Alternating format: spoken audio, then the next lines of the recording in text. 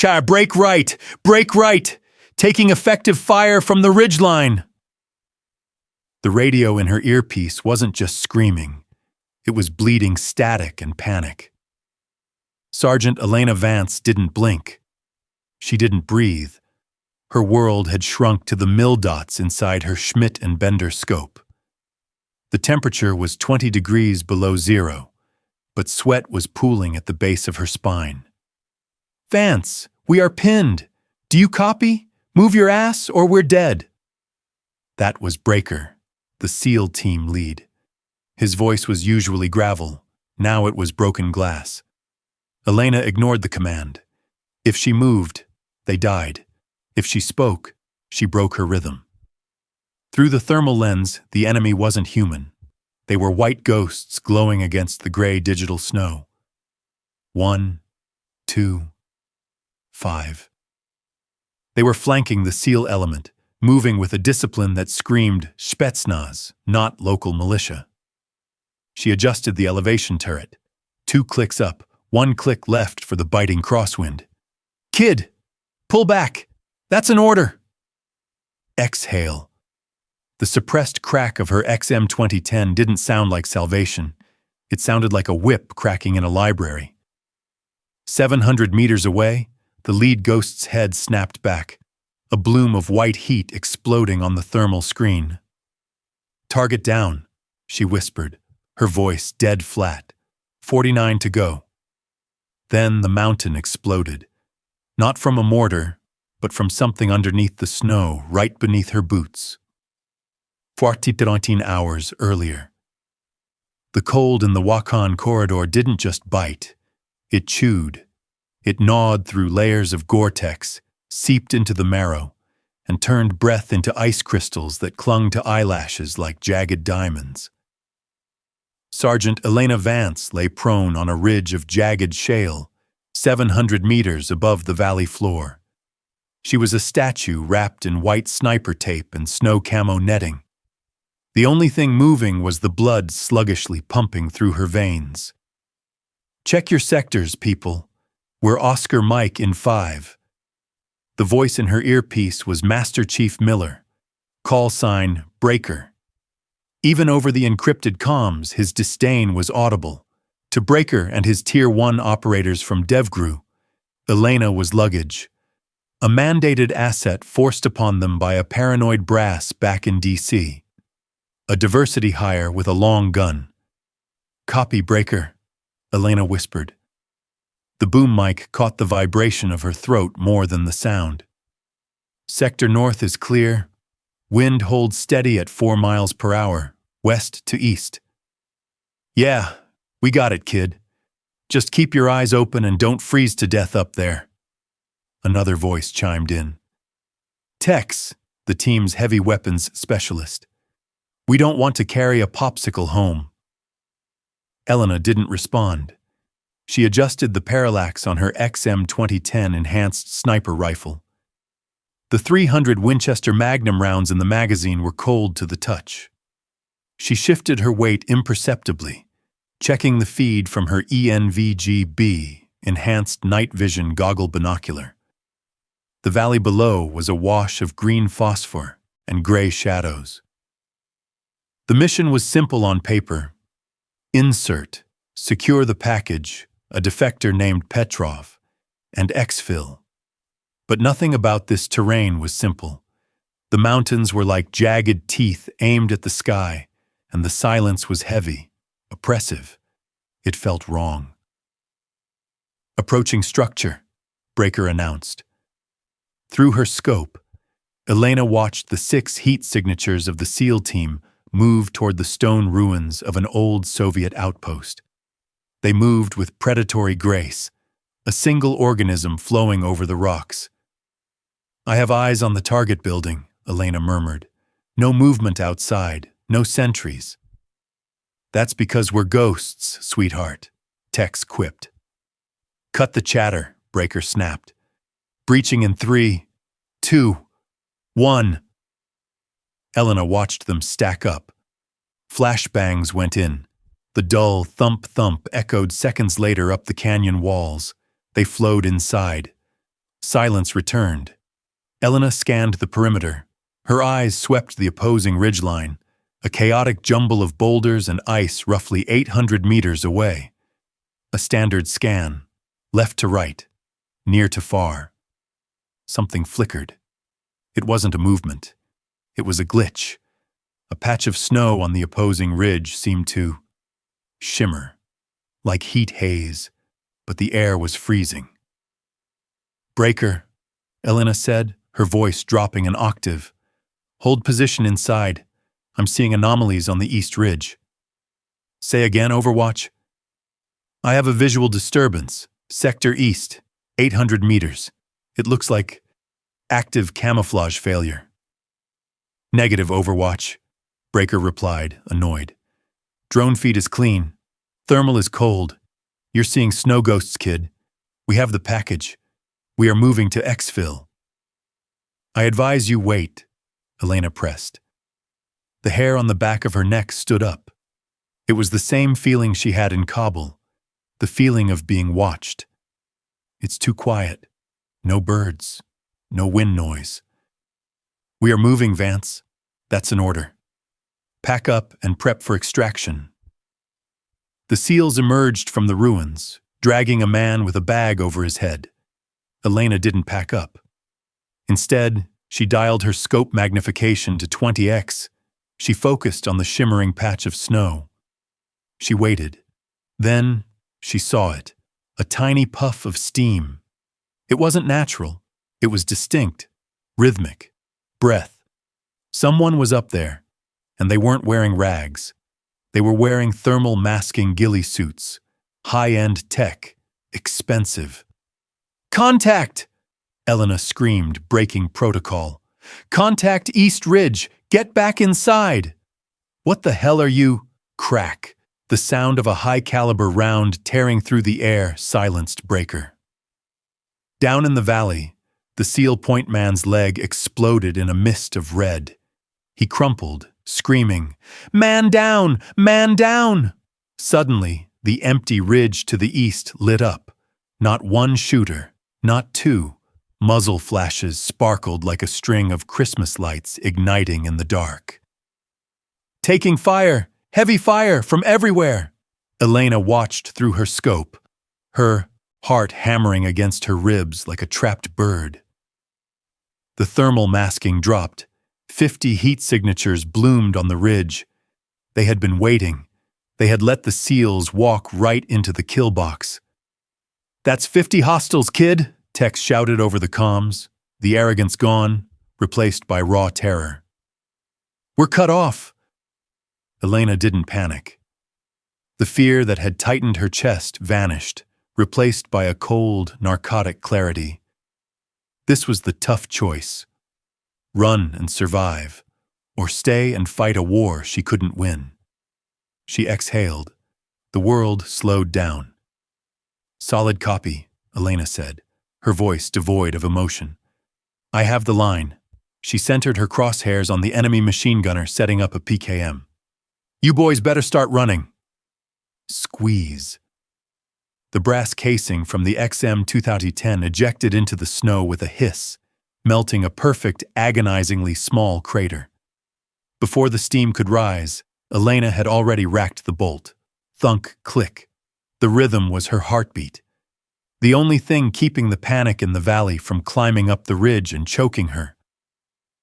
"Machine gun down!" Elena broadcasted, her eye glued to the scope. "Shift fire left! Break contact now!" Down in the valley, the SEALs were scrambling. Through her optic, they looked like frantic green insects under a microscope. Tracers from the enemy ridge poured down like angry hornets, chewing up the stone ruins where the team had taken cover. The rock face exploded in showers of sparks and dust. "We're pinned! Cooper is hit bad! We can't move him!" That was Tex. The bravado was gone, replaced by the jagged edge of adrenaline overdose.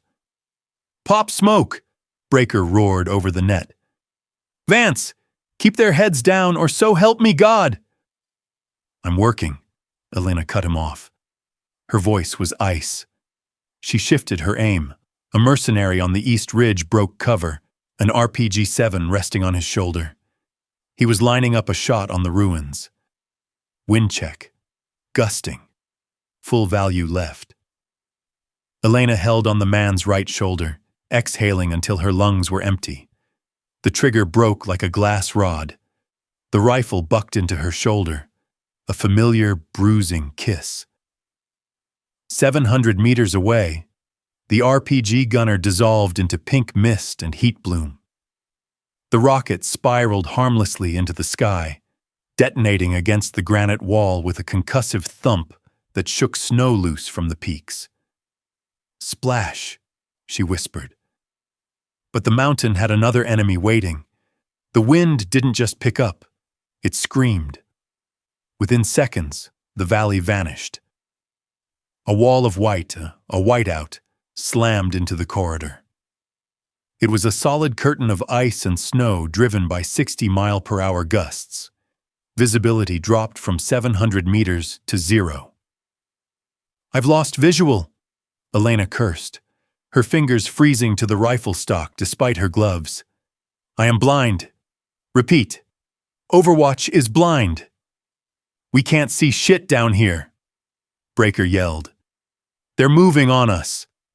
I can hear them." The thermal imagery on her scope washed out. The swirling snow acted like a million tiny mirrors, reflecting the ambient cold and scattering the heat signatures. The crisp outlines of men turned into ghostly, undefined blobs. The world became a chaotic static of gray and white. "Switch to IR strobes," Elena ordered. "Mark your friendlies or I can't tell who is who." "Strobes on!"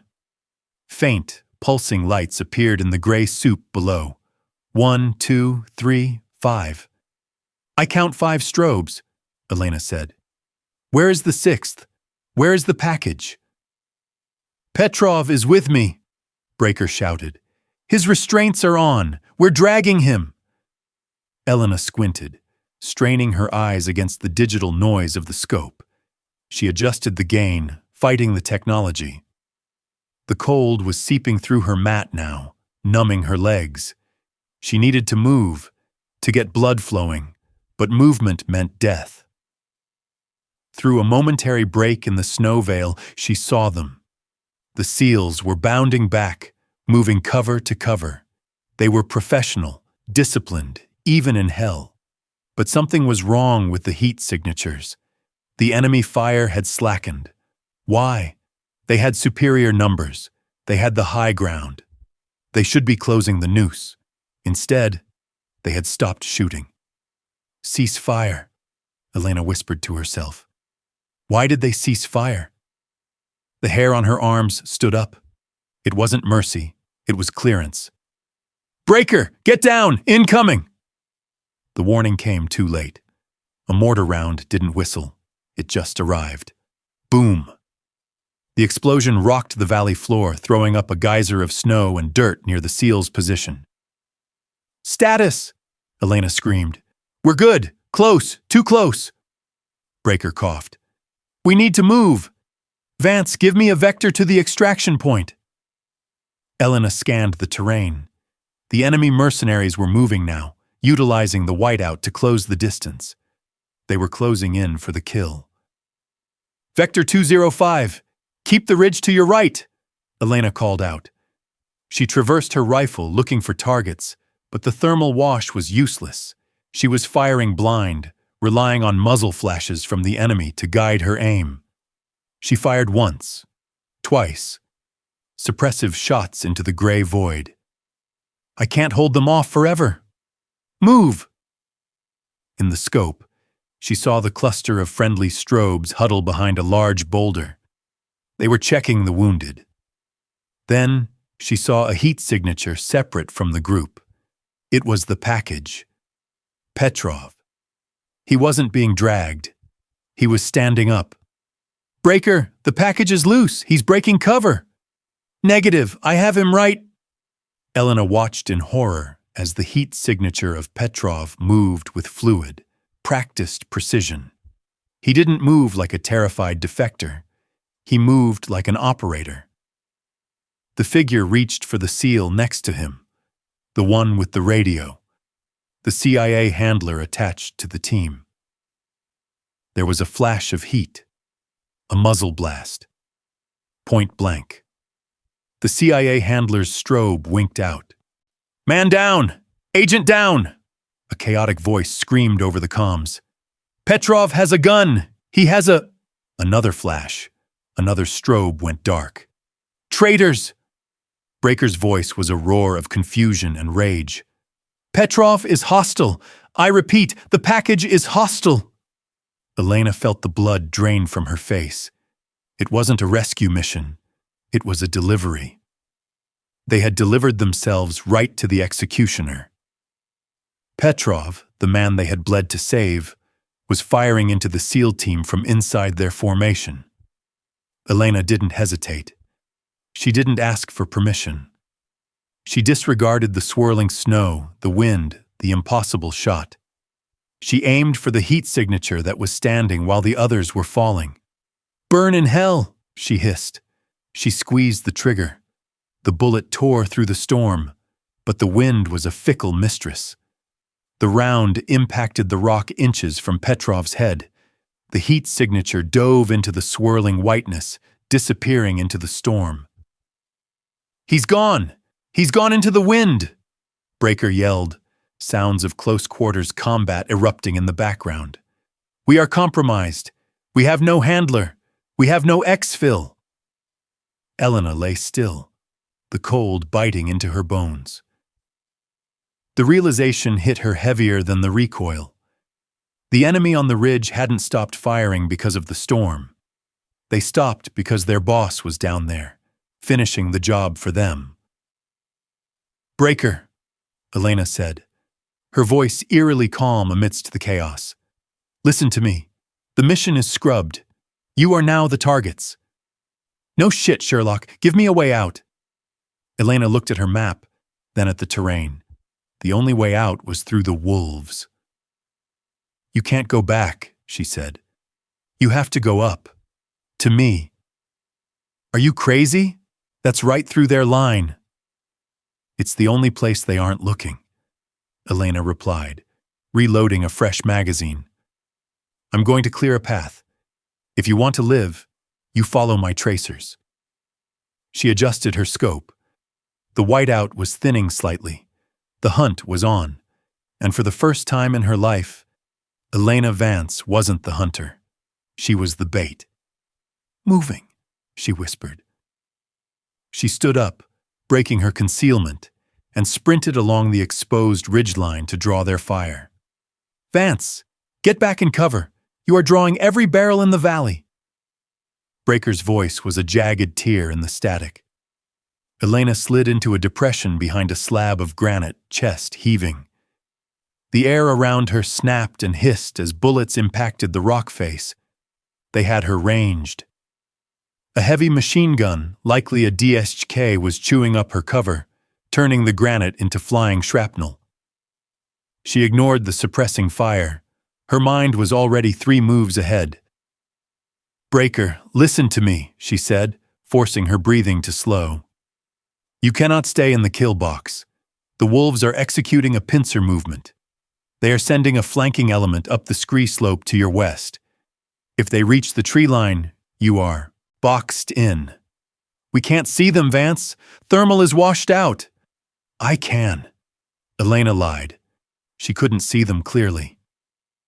The storm had turned the world into a kaleidoscope of gray noise, but she saw the voids, the spots where the snow didn't swirl naturally. 6, maybe 8 figures moving fast, low to the ground, cutting through the blizzard to flank the SEALs. "I am engaging the flankers," Elena announced. "Negative. Do not engage unless you have positive identification, PID." The voice on the comms wasn't Breaker. It was Lieutenant Crow, the team's JAG officer back at the TOC, Tactical Operations Center, in Bagram, monitoring the feed via satellite. "Vance, we are blind on your feed. You cannot fire on unidentified targets in a civilian buffer zone. That is a direct order. Confirm weapon status before firing." Elena looked at the ghosts moving in the snow. If she waited to see a weapon, the SEALs would be dead in 30 seconds. Rules of engagement. The lawyer's shield. The soldier's coffin. Elena reached up to her shoulder mount. Her fingers found the cable connecting her comms and optical feed to the satellite uplink. Click. Vance? Vance, report! We lost your feed. Crow's voice turned shrill. Signal lost due to terrain, Elena said calmly into the deadline. Intermittent comms. She racked the bolt on her XM 2010. She wasn't a soldier anymore. She was a mechanic, and there was a jam in the gears that needed clearing. She shifted her aim to the first ghost. He was moving fast, using the noise of the wind to mask his approach. Windage. Hold left edge. Elevation. Point blank for this rifle. 400 meters. She didn't wait for the exhale. She fired in the heartbeat between breaths. Pfft. The suppressor coughed. The subsonic round, heavy and slow, arched through the snow. It hit the lead figure in the chest. The ghost crumpled without a sound, sliding back down the scree slope. 1, she counted. The second figure stopped, confused by his partner's sudden drop. He crouched, scanning. Pfft. The round took him in the throat. Elena worked the bolt with a rhythmic, terrifying speed.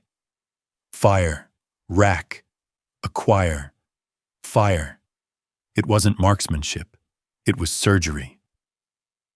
She was dissecting the enemy flank before it could form a muscle. Down below, the SEALs were moving. They were pushing up the slope, away from the ruins.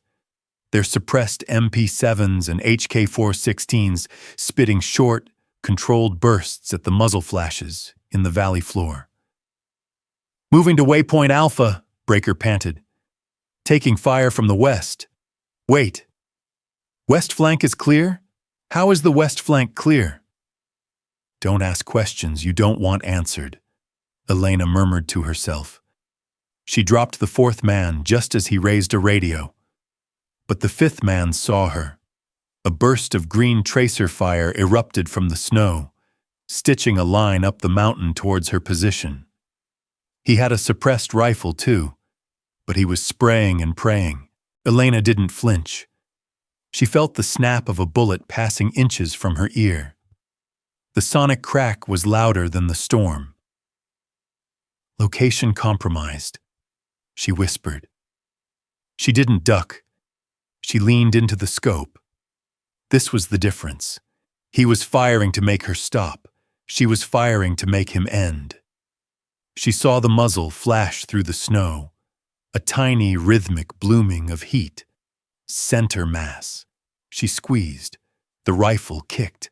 The green tracers stopped instantly. West flank neutralized, Elena said, toggling her comms back on. Toke, do you copy? Signal is back. Vance, we lost you for 40 seconds, Crow shouted. Did you engage? We saw heat blooms on the satellite thermal. I fired warning shots to displace wildlife, Elena said, her voice flat. SEALs are clear to move up. Sector West is secure. Wildlife? In a blizzard? Crow sounded incredulous. Big cats, Elena said. Nasty claws. Below her, Breaker and the remaining 4 SEALs, carrying their wounded, breached the tree line. They were halfway up the mountain now, but they looked ragged. They were bleeding, exhausted, and carrying dead weight. Vance, we're at the rally point, Breaker gasped. But we're not alone. I'm picking up encrypted comms on short range. Russian frequency. Elena reloaded her magazine. Her hands were shaking now, the adrenaline crash beginning to set in. They aren't just mercenaries, Breaker, she said, scanning the valley floor where the main force was regrouping. Mercenaries run when the job gets too hard. These guys are chasing you uphill in a blizzard. She zoomed in on the valley. The thermal signatures were clustering. They weren't retreating. They were deploying something. A long, rectangular shape was being set up on a tripod. Elena's blood ran cold. "Breaker," she said softly. "Get behind rock, now." "What is it?" "They're setting up a Cornet, anti-tank guided missile. They aren't trying to capture you anymore. They're trying to erase us." "Breaker, displace. They are locking on. Move your ass to the—" Screech! The sound wasn't a noise. It was a physical assault. A high-pitched digital shriek tore through Elena's headset, driving a red-hot needle into her inner ear. She ripped the earpiece out, gasping, the phantom pain lingering in her skull. She looked into her scope. Static. The thermal overlay on her ENVGB flickered violently, dissolving into a meaningless snowstorm of green and black pixels. "No, no, no," she hissed, slapping the side of the optical unit. It wasn't a malfunction. It was EW, electronic warfare. The wolves had deployed a localized jammer, a bubble of silence. Elena stripped the high-tech digital clip-on from the front of her scope and tossed it into the snow. It was useless dead weight now. She was back to basics: glass, wire, and eyeballs. She peered through the naked Schmidt and Bender scope. Without the thermal assist, the Chiahaino Valley was a graveyard of shadows. The storm obscured everything. She couldn't see the SEALs. She couldn't see the Cornet missile team. She was blind, and the SEALs were deaf. If she couldn't warn them, that missile would turn them into carbon within 30 seconds. Think. Isolate. Solve. Elena forced herself to ignore the pounding in her ears. She scanned the enemy line, looking not for men, but for the anomaly. A jammer powerful enough to fry military comms and optics in a blizzard needed power. It needed an antenna. She swept the ridgeline, left to right. There. Set back behind the main firing line, sheltered by a crag, a man was kneeling over a bulky backpack unit. Extending from the pack was a whip antenna vibrating in the wind. A faint blue LED pulsed on the console. Range, 950 meters. Wind, howling, visibility, poor. It was a nightmare shot, near the maximum effective range of her 300 Win Mag in these conditions. If she missed, the SEALs died. If she hit the man, the machine might still run. She had to kill the box. Elena adjusted her turret. She dialed in 32 MOA of elevation. She held windage 4 mils to the right, compensating for the gale ripping through the canyon. Her breath hitched. She was shivering. Hypothermia was knocking at the door, making her muscles twitch. "Lock it down, Vance," she whispered. She dug her elbows into the frozen shale, turning her body into stone. She waited for a lull in the wind, a microsecond where the snow fell straight down. Now, the rifle roared. It felt different this time, louder. The silence of the jammer had made the violence of the shot seem amplified. Time of flight, 1.4 seconds. Through the glass, she saw the result. The bullet didn't just hit the jammer. It struck the lithium-ion battery pack. Flash. A brilliant sphere of blue-white magnesium fire erupted on the enemy ridge. The explosion was silent at this distance, but the light was blinding. The antenna spun away into the darkness. In her earpiece, the static vanished instantly. "At the rally point! Vance, come in! Did you see that?" Breaker's voice flooded back, frantic. "Cornet!" Elena screamed, her voice raw. "Move right! Now!" Down below, the SEALs scrambled. A second later, a streak of fire roared from the enemy position. The Cornet missile slammed into the space the SEALs had occupied 3 seconds ago. The shockwave knocked them flat, but they were alive. "Solid copy! We are clear!" Breaker yelled. "Good eye, Overwatch!" But Elena didn't celebrate. Her blood ran cold. The explosion of the jammer hadn't just cleared the airwaves. It had acted like a giant camera flash in a dark room. The blue flare had illuminated the opposing ridge, and for a split second, it had cast a perfect silhouette of her position against the snow. She saw movement on the enemy line, not panic, coordination. They weren't looking at the SEALs anymore. Every head, every barrel, every thermal optic on that ridge turned in unison. They turned up, toward her. "Breaker," Elena said, her voice trembling for the first time. "They know." "Know what?" "They know where I am." A heavy, rhythmic thud, thud, thud echoed from the valley. A DSHK heavy machine gun. The rounds weren't hitting the SEALs. They were chewing up the mountain 50 meters below her, walking their way up toward her hide. "I'm compromised," she said, grabbing her rifle. "I have to move." "Vance, stay put! We need cover! If I stay, I'm dead!" A bullet struck the rock inches from her face, sending stone shards into her cheek. She rolled backward, scrambling on her hands and knees as the ridge she had occupied disintegrated under a hail of 12.7mm armor-piercing incendiary rounds. She was no longer the sniper. She was the target. The DSHK fire stopped abruptly. The sudden silence was heavier than the noise. It wasn't a ceasefire. It was a handoff. The hammer had failed to crush the bug, so now they were sending in the needle.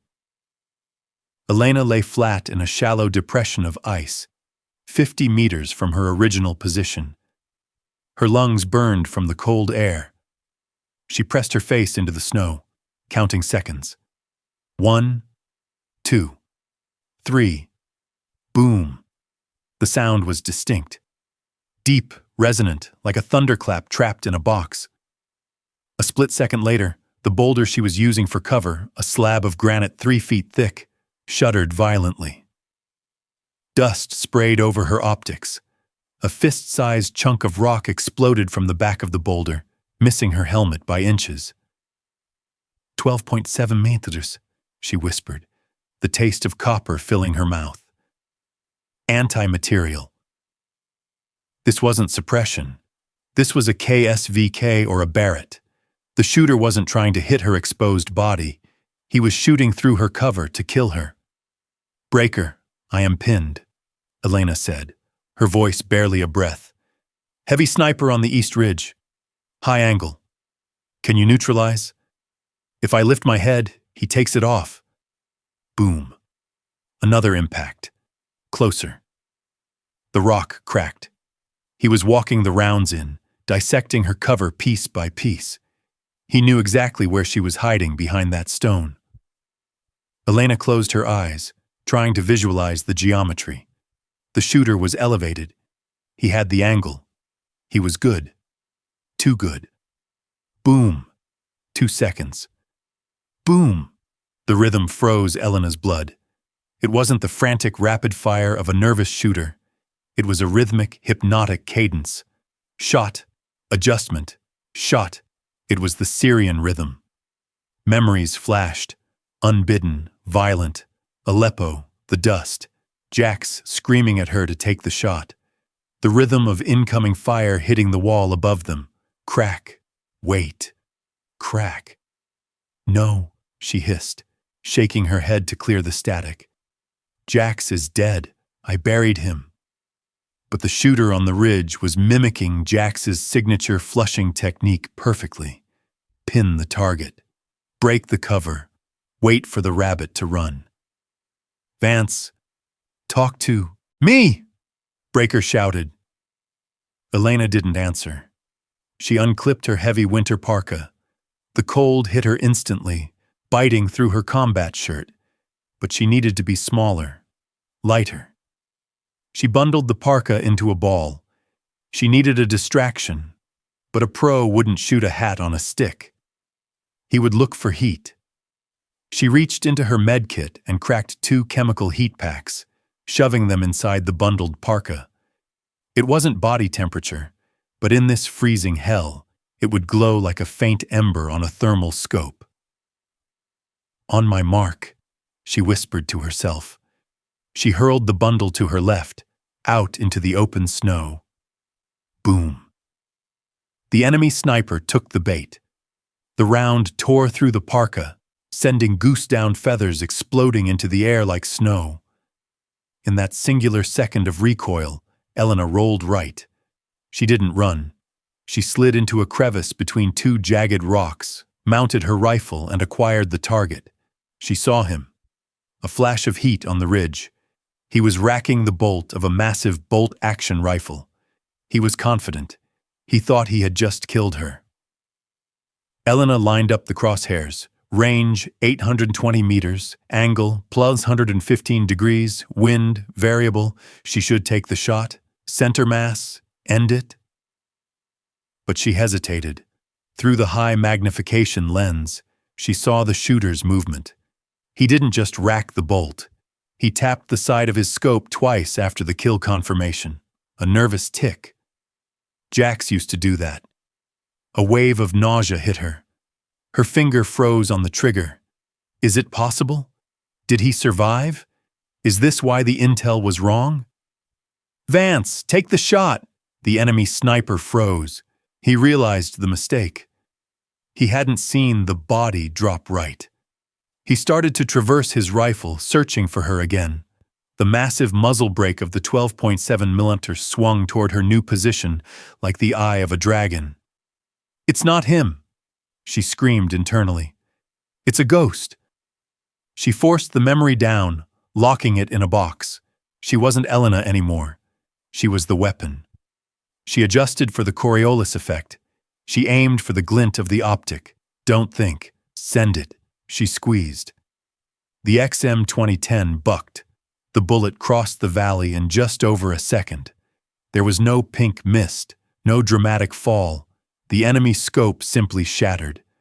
The shooter jerked back violently, clutching his face, his rifle tumbling from his hands and sliding down the snowy embankment. Target neutralized, she gasped, the adrenaline crash making her vision blur. But the radio crackled. Not her encrypted channel, the open frequency. A voice, thick with a Russian accent, but using American slang, laughed. A wet, gurgling sound. Nice shot. Silence. You're getting better. Elena stopped breathing. It wasn't Jax, but it was someone who knew her call sign, someone who knew her history. Breaker, she said, her voice trembling uncontrollably. We have a problem. They know who I am. Who cares? Is he dead? He's blinded, but he's not alone. Elena looked down at her hands. They were shaking so hard she could barely work the bolt to reload. The wilderness wasn't just hiding enemies anymore. It was hiding her past. I'm moving to your position, she lied. She couldn't go down there. Not yet. She had to find out who was on that radio. Negative, Vance. We have a situation down here, Breaker said, his voice dropping. We found something in the snow. You need to see this. Gravity was the only ally Elena had left, and it was a treacherous one. She didn't walk down the mountain, she slid. Controlling a controlled fall down a 40-degree slope of scree and ice, she used her rifle butt as a brake. Her knees screamed in protest, the cartilage grinding with every impact against the hidden rocks beneath the snow. Breaker, I'm 2 mics out. Approaching from the north, she panted into the mic. Copy. Watch your fire. We are dug in deep.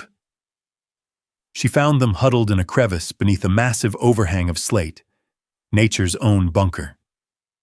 The seals looked ragged. The pristine white camouflage they wore at insertion was now stained with mud, oil, and blood. As Elena dropped into the depression, 5 weapons immediately swung toward her. Easy, Breaker barked, pushing the barrel of a subordinate's HK-416 down. She's the reason you're still breathing. Elena pulled off her balaclava. Her face was pale, lips blue, a shallow cut on her cheek trickling blood that froze before it reached her chin. She looked at the men, fear masquerading as aggression. "Sit, Rep," she demanded, ignoring the formalities of rank.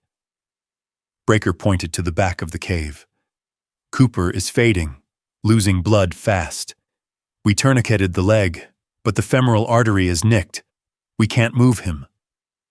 Elena moved to the wounded man. Cooper was pale, his eyes glassy and unfocused.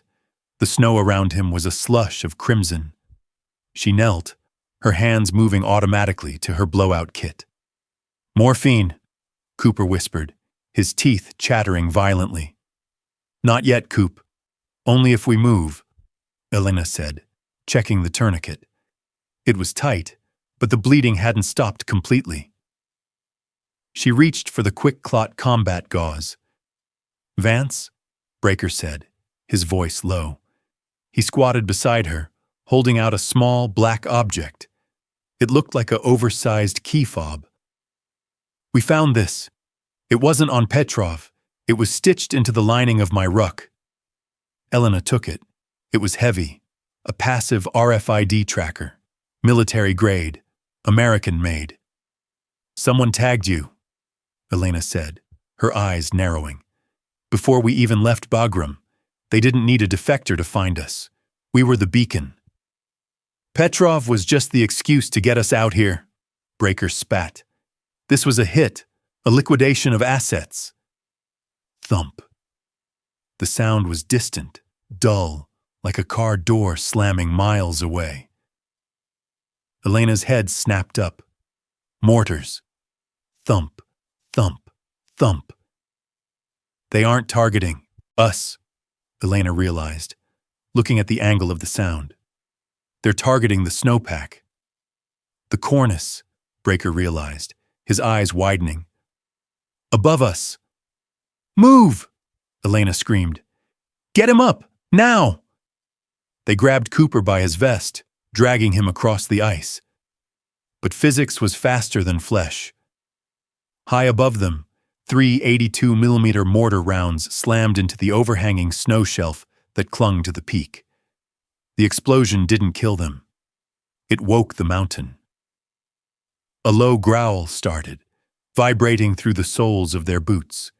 Then, the roar. Thousands of tons of snow, ice, and rock detached from the face of the mountain. "Cover!" Elena threw herself against the back wall of the overhang, curling into a fetal ball, pulling her knees to her chest. The world turned white.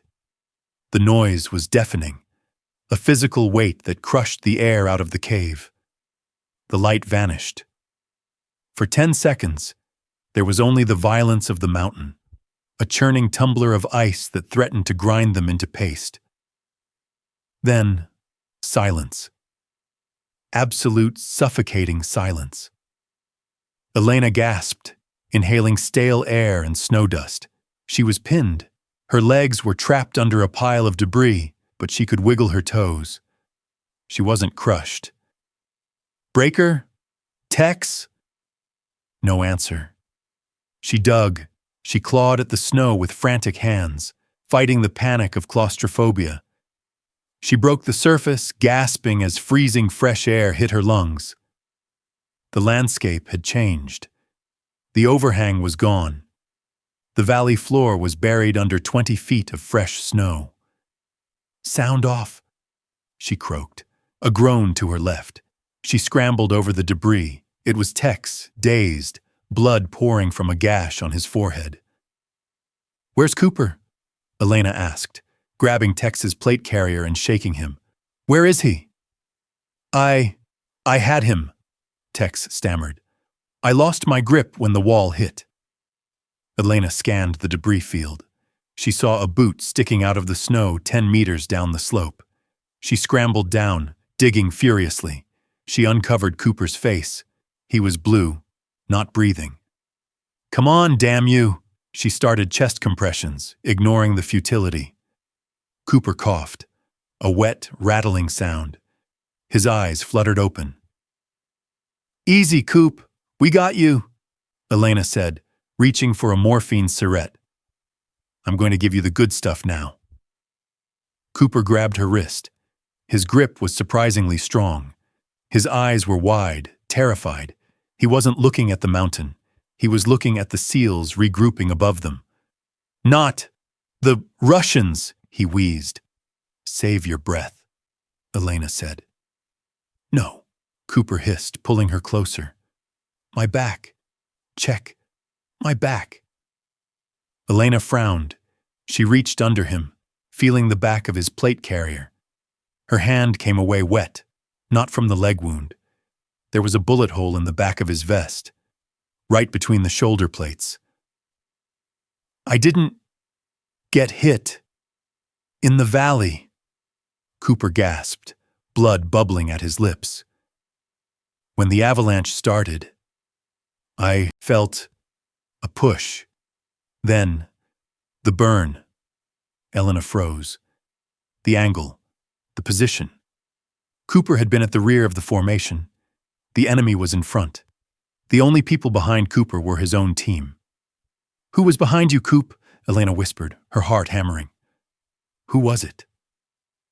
Cooper's eyes drifted to the group of SEALs digging themselves out. He tried to speak, but only a gurgle came out. His grip on her wrist slackened. His eyes stared up at the gray sky, seeing nothing. Elena slowly lowered his hand. She looked at the blood on her glove. She pulled her knife and dug the bullet out of the back of Cooper's vest. It had flattened against the rear ceramic plate but hadn't penetrated fully. The blunt trauma and the leg wound had killed him. She held the slug up to the fading light. It wasn't a steel-core Russian round. It was a copper-jacketed 5.56mm hollow point. Standard issue for U.S. Special Operations. One of the men standing 10 meters away, currently checking his weapon and acting concerned, had tried to execute Cooper during the chaos of the avalanche. Elena slid the bullet into her pocket. She stood up, her face a mask of cold indifference. He's gone, she called out to the team. Breaker looked down at her. We need to move, Vance. We're sitting ducks. Roger that, Elena said, slinging her rifle. She didn't look at Breaker. She looked at the other three men, Tex, Miller, and Ghost, the quiet comms guy who had taken over after the handler died. One of them was a murderer, and now Elena was alone with them in the middle of nowhere. Darkness in the Wakhan Corridor wasn't just the absence of light. It was a physical weight. The wind had died down, leaving an eerie, suffocating silence. The temperature plummeted to 30 below. Every breath was a struggle against the freezing air that felt like inhaling crushed glass. Elena moved at the rear of the formation, trailing the three remaining SEALs by 5 meters. 5 meters. The distance required to react if one of them turned around and raised a weapon. She watched them through the grainy green phosphor of her single-tube NVG. Breaker took point, limping slightly. Ghost was in the middle, constantly fiddling with the dead radio. Tex carried the rear, hauling the SAW squad automatic weapon. One of them had put a bullet in Cooper's back. Hold, Elena whispered. Her voice was barely audible, transmitted through hand signals rather than the compromised comms. The team froze. They merged with the rocks, invisible to the naked eye, but glowing like ghosts in the infrared spectrum. What is it? Breaker hissed, sliding back to her. Movement. 12 o'clock. High ground, Elena murmured, pointing a gloved finger toward a ridge 300 meters ahead. I don't see anything, Tex grunted, adjusting his goggles. My batteries are dying. I'm getting static. That's because they aren't using active IR, Elena said grimly. They're using thermal fusion. They can see our body heat. To them, we look like neon signs. As if to confirm her statement, a red laser beam sliced through the darkness. It danced over the rock just above Ghost's head. Snap hiss. A suppressed round chipped the stone. "Contact front!" Breaker yelled. "Engage!" The SEALs opened fire. The muzzle flashes from their unsuppressed saw lit up the night like strobe lights, destroying their natural night vision. "Cease fire! You're blinding us!" Elena screamed, but the adrenaline had taken over. The enemy didn't panic. They were professional. They didn't return fire immediately. They waited for the SEALs to flash blind themselves. Then they started picking them apart. Green tracers floated down from the high ground with terrifying accuracy. They were pinning the team against a sheer cliff face. "We're fish in a barrel!" Ghost shouted, pressing himself into a crevice. "They have the angle!" Elena assessed the situation. They couldn't move forward. They couldn't retreat. The enemy had superior optics. In a shooting war at night, the man with the better eyes wins. Unless you take away his eyes. "Tex!" Elena crawled over to the heavy gunner. "Give me your flare gun, the 40mm launcher." "Are you crazy? You want to signal them? They know where we are." "Give me the damn launcher." Elena ripped the M320 standalone launcher from Tex's vest. She cracked the breech. It was loaded with a HEDP, high-explosive dual-purpose, round. She ejected the explosive round and reached into her own drop pouch. She pulled out a white illumination flare, a star cluster. Usually this was used to signal for extraction or illuminate a battlefield from high above. "Cover your eyes," Elena ordered. "Bury your faces in the snow. Do not look up." "What are you doing?" Breaker demanded. "Evening the odds." Elena didn't aim the launcher at the sky. She aimed it horizontally, directly at the cluster of enemy muzzle flashes on the ridge. "Eat this," she gritted out. Thump, the launcher bucked against her hand. The projectile screamed across the gap, covering the 300 meters in a heartbeat. It didn't explode on impact. It ignited mid-air, right in the center of the enemy formation. FZZ pop. A magnesium sun was born on the ridgeline. 300,000 candela of raw, unfiltered white light exploded in the pitch black.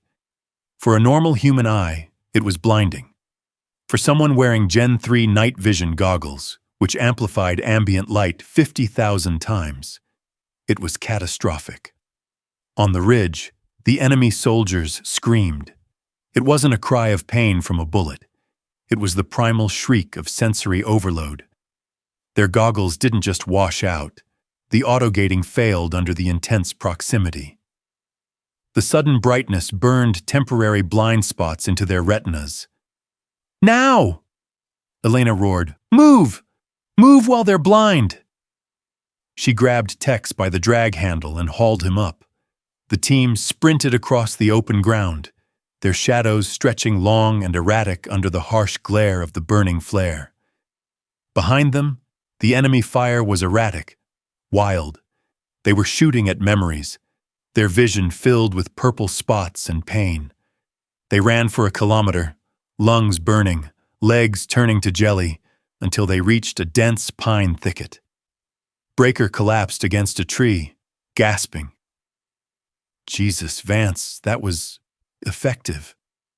Elena leaned against a trunk, checking her 6. The adrenaline was fading, leaving her cold and hollow. "It bought us 10 minutes, she said. "Once their vision clears, they'll be mad." Ghost was checking his equipment. "My radio is dead, completely fried. We are on our own." Elena watched him. The radio had been dead for hours, but she noticed the green LED light on the battery pack was solid. It wasn't dead. It was muted. She shifted her gaze to Tex. He was reloading the launcher, and then Breaker. He was staring at her with a look she couldn't decipher. Was it respect or calculation? "We need a plan," Breaker said. "We can't outrun them in this snow." "We don't run," Elena said, her hand resting near the pistol on her chest. We find a place to dig in, a kill zone. Where? The old mine. Elena pointed to a jagged peak on the map. It's a choke point, only one way in. That's a dead end, Ghost argued. Exactly, Elena said, looking him dead in the eye. No one gets out, unless I let them. She saw Ghost flinch. Just a fraction. Move, out, she ordered. I'll take point this time. She turned her back to them. It was the most dangerous thing she had done all night, but she needed to see who would hesitate to follow. Behind her, she heard 3 safety catches click off. The entrance to the mine looked less like a shelter and more like a jagged wound in the mountain's flank. Rotted timbers, black with age and coal dust, framed a maw of absolute darkness. Inside, Elena commanded, her voice cracking from dehydration. Watch for tripwires. The Soviets left presents behind in the 80s. The team shuffled in.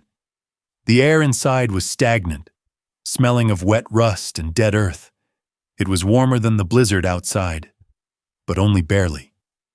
Perimeter, Elena ordered. Tex, set the claymore. Last one.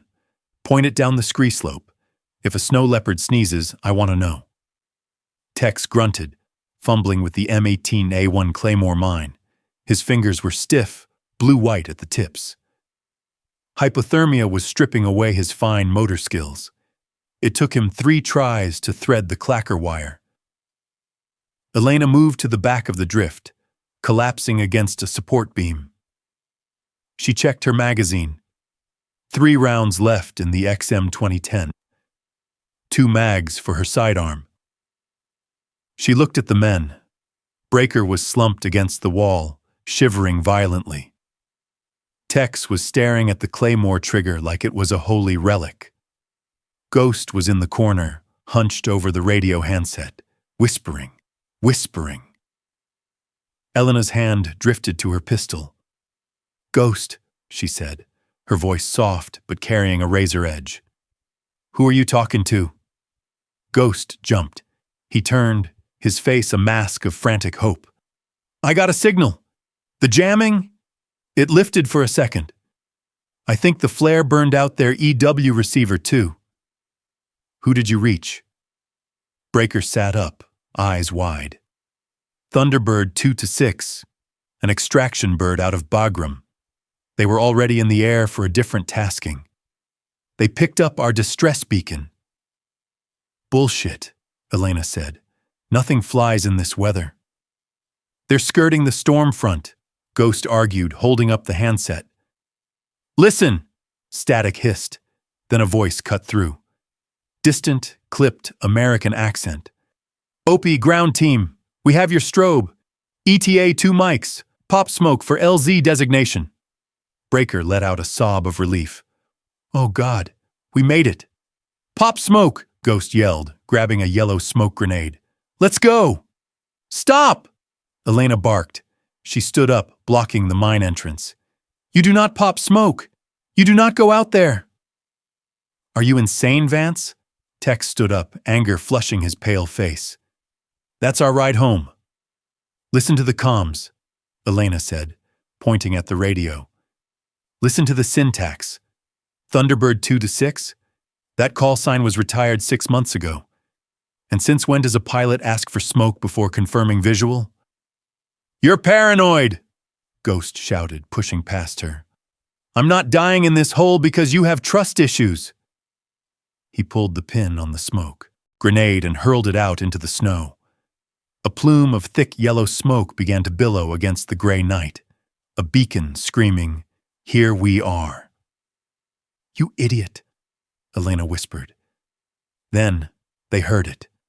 Thud, thud, thud, thud.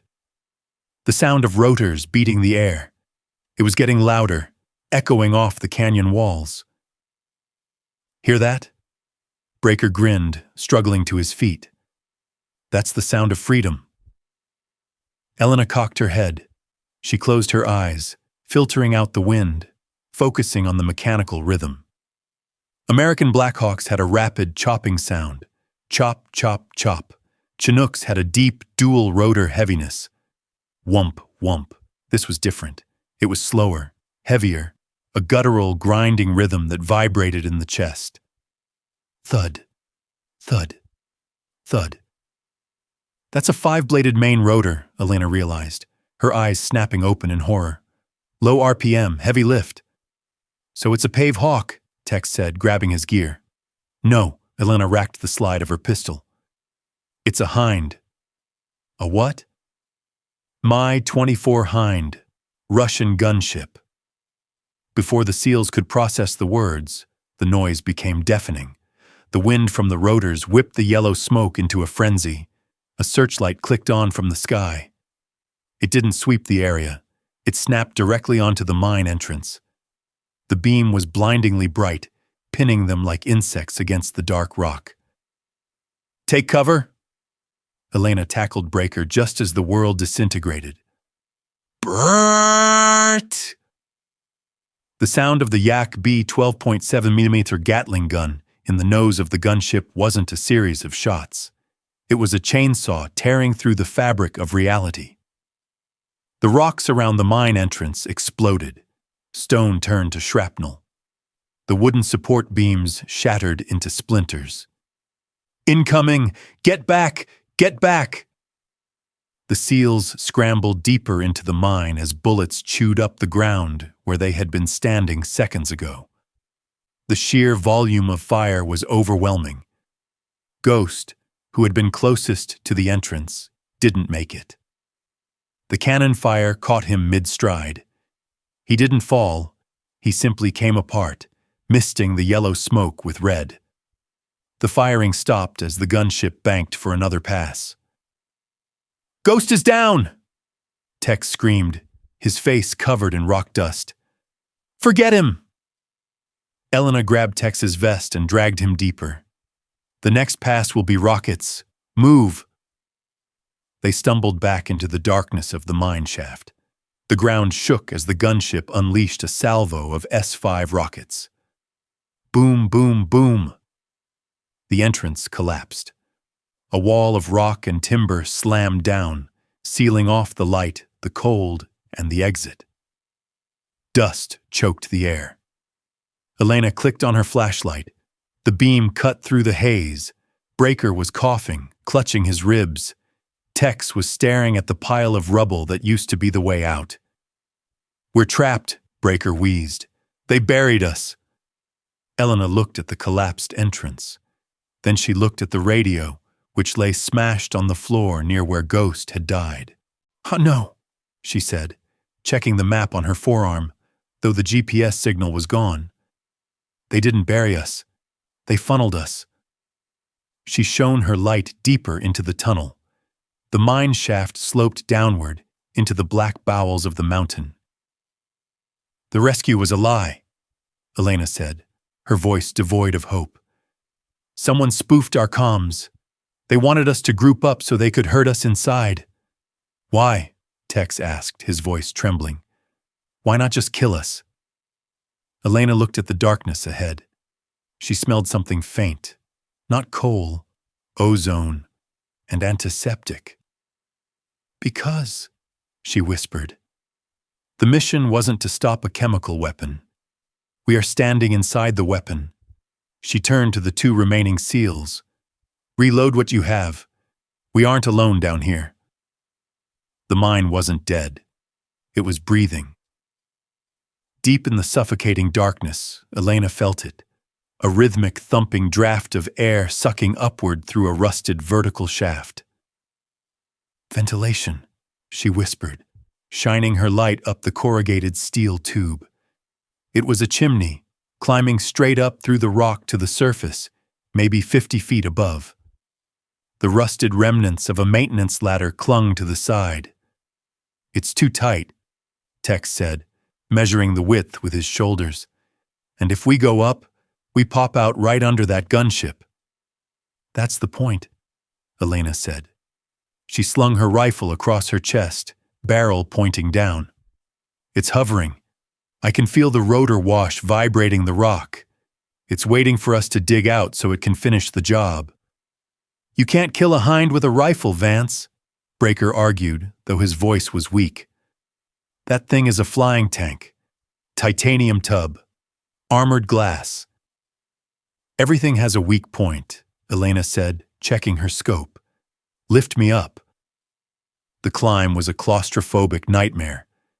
The ladder rungs were slick with condensation and coal dust. Twice a rung snapped under her weight, leaving her hanging by her fingertips, swinging over the black void below. The sound of the helicopter grew louder with every foot, a mechanical scream that rattled her teeth. 10 feet from the top, she stopped. The opening of the shaft was covered by a heavy iron grate. Through the bars, she could see the night sky. And she could see the beast. The Mi-24 Hind was hovering less than 30 meters away, slightly below the lip of the vent. It was massive, a predatory insect of dark metal and rivets.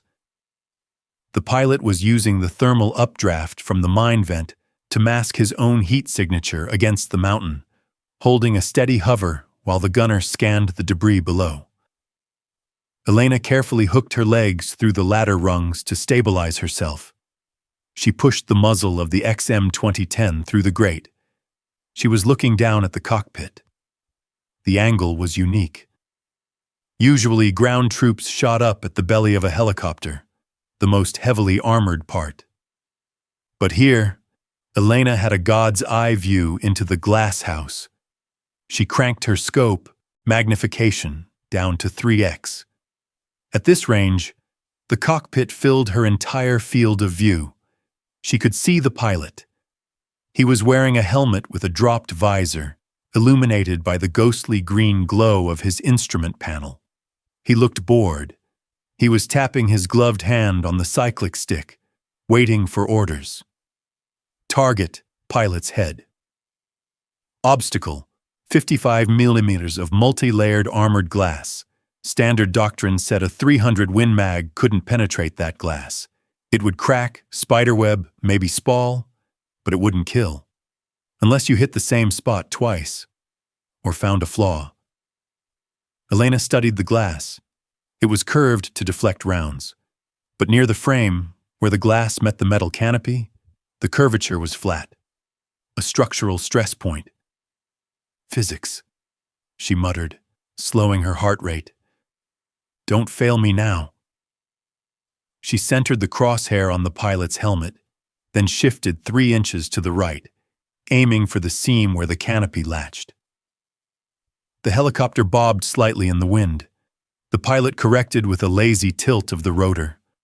Up, down, steady. Elena exhaled. The world narrowed to that single pane of glass, crack.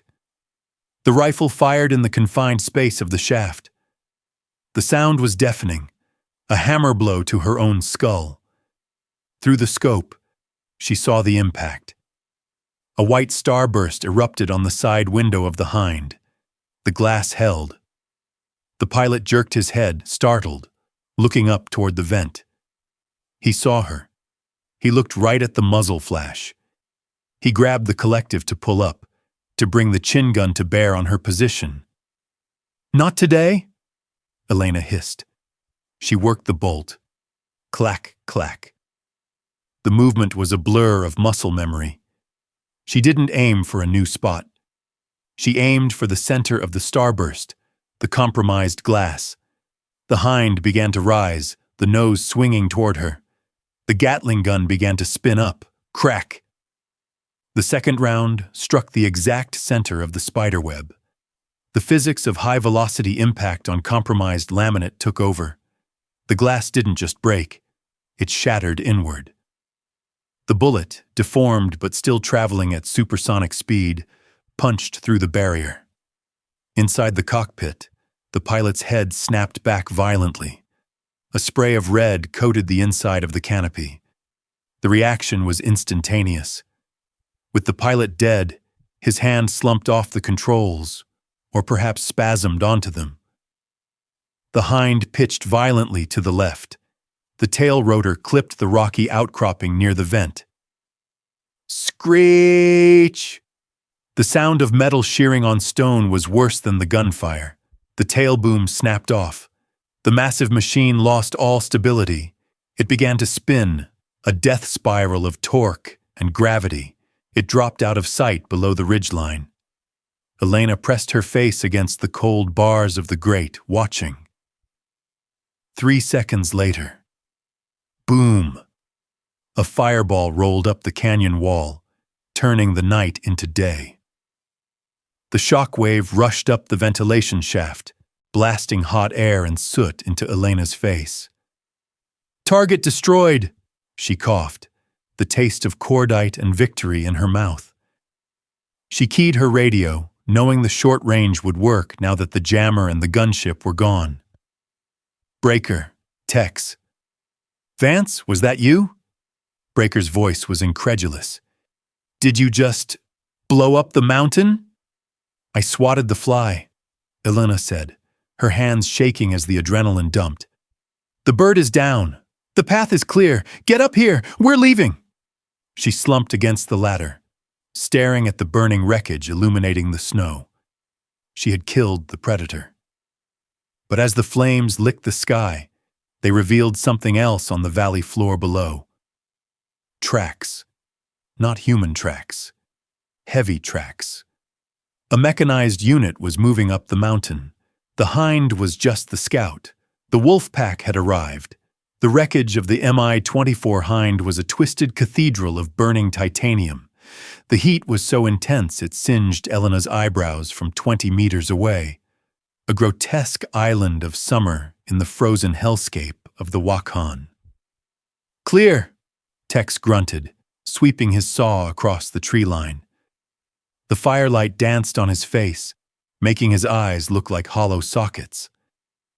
Elena didn't look at the fire. She looked at the snow around the crash site. Fresh boot prints, limping, dragging. "He's here," she said, raising her XM 2010. "The rat came to watch us die." "Petrov," Breaker growled. He racked the charging handle of his HK-416. "I'm going to gut him." "We take him alive, Breaker," Elena warned, stepping into his periphery. "He killed our handler. He killed Cooper." "No," Elena said, her voice dropping to a dangerous whisper. "Cooper was shot with a 5.56mm round. Petrov had a stolen 9mm pistol. You do the math." Breaker froze. He looked at Elena, then at Tex. The silence between the three of them was louder than the crackling fire. "Movement! 2 o'clock! Behind the rocks!" Tex shouted. Breaker spun and fired 2 rounds. Pop, pop. "Cease fire!" Elena tackled Breaker's barrel, shoving it down. "I said cease fire!" She sprinted toward the rocks, ignoring Breaker's shouts. Behind a slab of granite, curled up in a shivering ball, was Petrov. The high-value defector looked less like a monster and more like a broken doll. He was wearing a torn flight suit, clutching a bleeding side, his face gray with hypothermia. He didn't raise a weapon. He raised his hands. "Don't shoot!" Petrov wheezed, his English heavily accented but clear. Breaker arrived a second later, kicking Petrov in the chest. The Russian groaned and rolled over, coughing blood. Breaker raised his rifle to the man's forehead. "Give me one reason," Breaker spat. "Because you are walking into the grinder," Petrov gasped. Elena put her hand on Breaker's muzzle, pushing it aside. "Let him speak." "He's stalling, Vance. The mechanized unit is 5 mics out." "Speak," Elena commanded, staring into Petrov's eyes. Petrov struggled to sit up, leaning against the cold stone. "The extraction point, at grid 44 Charlie. The one your radio gave you." "What about it?" "It is not an LZ landing zone." Petrov laughed, a wet, gurgling sound. "It is the butcher's garden." Elena frowned. clarify. Soviet-era PFM-1 mines, thousands of them, dropped by air in the 80s, never cleared. The snow covers them.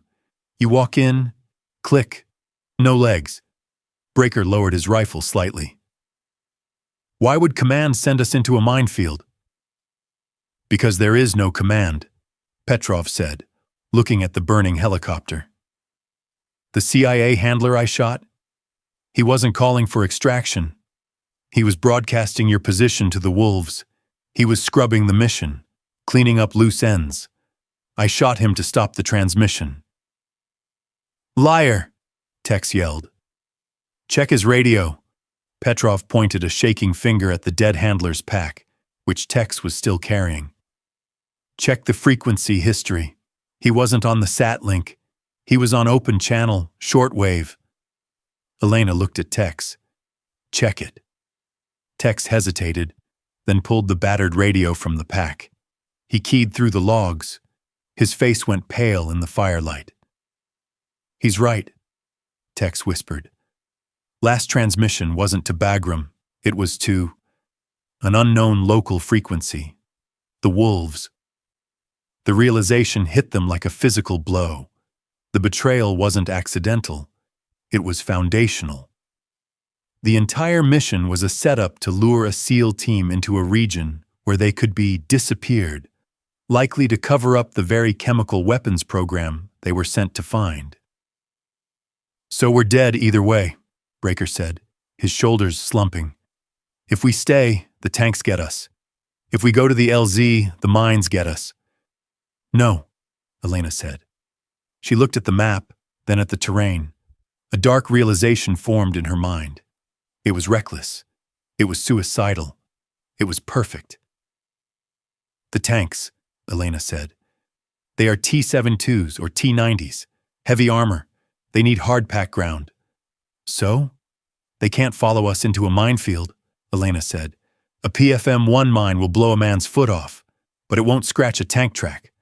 However, she turned to Petrov. Are there anti-tank mines mixed in? Petrov nodded slowly.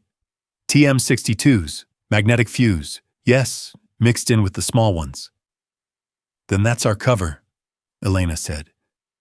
We walk through the butcher's garden. Are you insane? Breaker stared at her. You want to play hopscotch in a minefield at night? I have thermal. Elena tapped her eyes.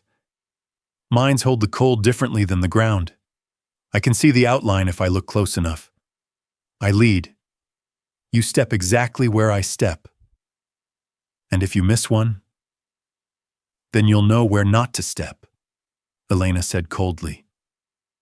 She reached down and hauled Petrov to his feet. She thrust him toward Tex. Carry him. He's our insurance policy. This is madness, Tex muttered, hoisting the Russian onto his shoulder. This is war, Elena corrected. A rumble echoed from the valley floor, the sound of diesel engines and clanking treads. Searchlights began to sweep the tree line below. The wolf pack had arrived. We have 2 minutes head start, Elena said, turning her back to the fire. She faced the dark, flat expanse of snow that stretched out before them, the butcher's garden. Single file. Don't sneeze. Don't blink. She took the first step into the white void. The snow in the butcher's garden was pristine, an undulating blanket of white that looked like a wedding sheet. Underneath, it was a cancer. Walk in my footprints, Elena whispered. Exactly in my footprints. If you deviate by an inch, you lose a leg. She moved with agonizing slowness. Through her scope, the thermal signature of the ground was a mottled map of gray and black. The mines, PFM-1 green parrots, were plastic-bodied. They didn't hold heat like rock, and they didn't freeze like water. They appeared as tiny, ghostly voids in the snow. Step, pause, scan, step. Behind her, she heard the ragged breathing of the SEALs. Tex was grunting with every step, the weight of Petrov crushing his shoulders. "How much further?" Breaker hissed. "Don't talk," Elena murmured. "Vibration." It was a myth that voices triggered minds, but the discipline kept them focused. They were 300 meters into the field, exposed, naked. Then came the rumble. It started as a vibration in the soles of Elena's boots, distinct from the crunch of snow. Then came the squeal of unlubricated track pins. "Down!" Elena ordered. They dropped to their knees in the snow. Out of the tree line behind them, 200 meters away, a beast emerged. It wasn't a truck. It was a T-90 main battle tank. Its active infrared dazzlers, the Shtora system, glowed like two demonic red eyes on the turret. The tank stopped at the edge of the clearing. The commander was smart. He saw the flat ground. He knew the history. He wasn't crossing, but he didn't have to. The turret traversed with a mechanical whine, the 125mm smoothbore cannon lowered, aiming directly at the cluster of heat signatures in the middle of the field. "They have thermal lock," Breaker whispered, terror cracking his voice. "We're dead." "They won't fire the main gun," Elena said, her mind racing. "Not yet. They want to see if we detonate mines first. They're using us as minesweepers." Cat, cat, cat, cat. The coaxial 7.62mm machine gun opened up. The rounds didn't hit them. They chewed up the snow 10 meters to their left. The gunner was walking the fire toward them, playing with his food. "Move!" Elena screamed. "Get up and move!" "We can't ran in a minefield," Tex yelled. "If you stay, you're hamburger!" The bullets kicked up plumes of snow, inching closer. 5 meters. 3 meters. Elena looked at the thermal map ahead.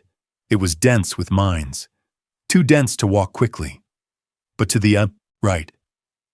To the right, the ground looked different. Rocky. Fewer voids. But it was away from the cover of the ridgeline. She made the choice. The choice that wasn't a choice. "Tex, Breaker, when I move, you sprint for the ridge, straight line. I cleared the path." "What about you?" Elena didn't answer. She stood up. She didn't walk. She ran. She broke hard to the right, away from the team, screaming into her radio on the open channel, the enemy frequency. "Hey, over here, you ugly bastards!" She raised her XM-2010 and fired a snapshot. Not at the tank. It would just bounce off. She fired at the reactive armor bricks on the tank's skirt. Ping. The round did nothing but announce her presence. But it worked. The T-90 commander, seeing a fast-moving target engaging him, reacted on instinct. The massive turret swung away from the slow-moving group of SEALs and tracked the sprinting sniper. "Run!" Elena shouted to her team. "Go!" She sprinted through the snow, her eyes glued to the ground, hopping over the thermal ghosts of the mines. It was a dance of death. Left foot jump, right foot slide. The T-90's coaxial gun roared again. Tracers zipped past her head, snapping like angry whips. She dove behind a small mound of earth just as the snow around her erupted. Click. The sound was small, insignificant, but Elena felt it through her chest plate. She had landed on something. She froze. She was lying prone. Her chest was pressed against a hard plastic lump under the snow. A PFM-1. The pressure plate was depressed. It hadn't detonated yet. These liquid explosive mines sometimes had a delay, or the cold made the fuse sluggish. The tank turret adjusted. The main gun leveled out. The commander was done playing. He was loading a HE-frag, high-explosive fragmentation shell. Elena looked back. Breaker and Tex were dragging Petrov over the ridge. They were safe. She was alone. Pinned by a tank in front and lying on a bomb underneath. "Well," she whispered, her breath fogging in the scope, This is going to hurt, she rolled. Boom! The mine beneath her detonated. It wasn't a movie explosion. It was a sharp, concussive slap. Because she had rolled, the blast didn't take her chest. It took the snow and earth where she had been and slammed a shockwave into her side. Elena was thrown through the air like a rag doll. She landed hard, the world spinning in a blur of white and gray. Her ears were ringing with a high-pitched squeal. She couldn't feel her legs. She looked up. The T-90 fired. Whump! The shell whistled over her head, aimed at where she had been before the mine threw her, and slammed into the slope behind her. The explosion caused an avalanche of snow to cascade down, burying her. Darkness took her, cold and silence. The tank engine revved, satisfied. The red eyes turned away. Under 3 feet of snow, Elena Vance's finger twitched. Death was warm. It smelled like copper and wet wool. Elena floated in a void of soft, white cotton. There was no pain, only a distant, high-pitched ringing, like a television left on a dead channel. White noise. Wake up! The thought wasn't hers. It was a compulsion, an instinct deeper than the brainstem. Elena gasped. The warmth vanished, replaced by the crushing weight of ice. She was buried. The air in her small pocket of snow was stale, heavy with carbon dioxide. Panic flared, a primal, claustrophobic beast, but she strangled it. Dig. She moved her right arm. It screamed in protest. Her ribs felt like a bag of broken glass, but the arm moved. She clawed at the packed snow above her, 1 inch, 2 inches. Her hand broke the surface. Cold, biting wind seized her fingers. She pushed, kicked, and dragged herself out of the grave like a revenant. She collapsed on the surface, vomiting bile and blood onto the pristine snow. The valley was quiet. The T-90s were gone. They had seen the explosion, assumed the sniper was vaporized, and moved on to flank the ridge. Elena checked herself. Her plate carrier was cracked. Her left leg was numb. Shrapnel from the mine had shredded her pant leg and lodged in her thigh, but the cold had cauterized the wound. No arterial spray, she could walk. She looked around for her rifle. The XM-2010 lay 10 feet away, barrel bent at a sickening angle, the stock shattered. It was dead. She pulled her sidearm, the Sig Sauer P226. It was jammed with snow. She cleared it, racked the slide, and checked the chamber. 1 round, a full mag. Finish it, she whispered. She began to limp toward the ridge where the seals had disappeared. Every step was a negotiation with pain. By the time she crested the ridge, dawn was breaking. The sky was a bruised purple, bleeding into gray. Below her, on the reverse slope, she saw them. Breaker, Tex, and Petrov. They were clustered in a small clearing designated as the secondary extraction point. They had popped red smoke. The crimson plume rose straight up in the still morning air. Elena fumbled for her radio.